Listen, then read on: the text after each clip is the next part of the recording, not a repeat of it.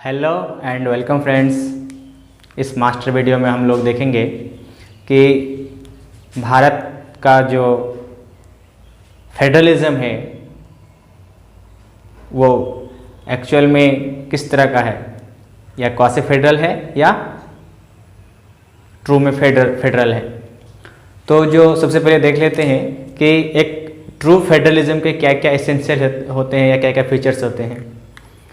आप देख सकते हैं एक सच्चे संघ होने के लिए संविधान का लिखित होना जरूरी है, संविधान की सर्वोच्चता का होना जरूरी है, कठोर संविधान का होना जरूरी है, शक्ति का विभाजन होना जरूरी है, द्विसदनात्मक विधायिका का होना जरूरी है और स्वतंत्र न्यायपालिका का होना जरूरी है। तभी हम किसी भी संघ को एक ट्रू संघवाद कहेंगे, ट्रू संघ कहेंगे। हमारे भारतीय जो संघवाद है उसकी विशेषताओं को देख लेते हैं। जो कुछ विशेषताएं हैं इस तरह से,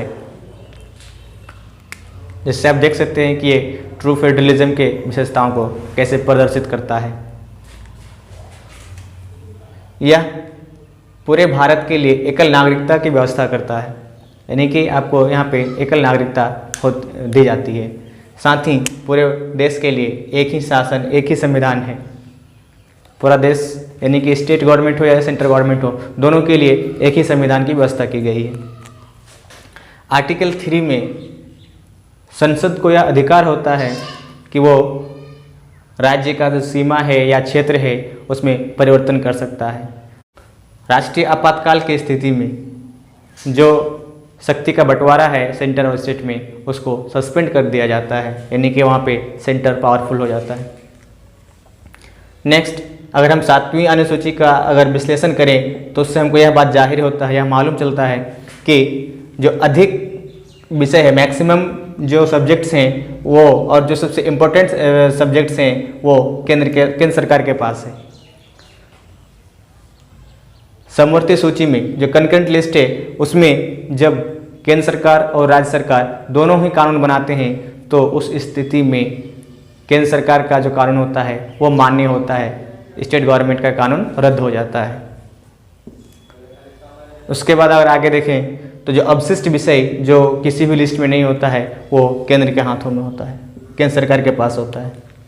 और जो राज्यों में जो राज्यपाल होते हैं, गवर्नर होते हैं, उसको केंद्र सरकार के द्वारा नियुक्त किया जाता है और वो राज्य सरकार के प्रति जवाबदेह नहीं होता है। और अखिल भारतीय सेवाओं के अधिकारी जितने भी होते हैं ऑफिसर्स, उनकी नियुक्ति केंद्र सरकार के द्वारा किया जाता है जो कि राज्यों में ही काम करता है। इस प्रकार हम लोगों ने देखा कि किस तरह से हमारा संविधान फेडरल सिस्टम को मजबूत करता है, यानी कि यह जो संघीय व्यवस्था है इसको मजबूत करता है। चलो दोस्तों, इस मास्टर वीडियो में बस इतना ही। आप लोग हमारे साथ बने रहें। अगर आप हमारे चैनल में नए हैं तो प्लीज़ लाइक करें, सब्सक्राइब करें एंड शेयर। Thank you.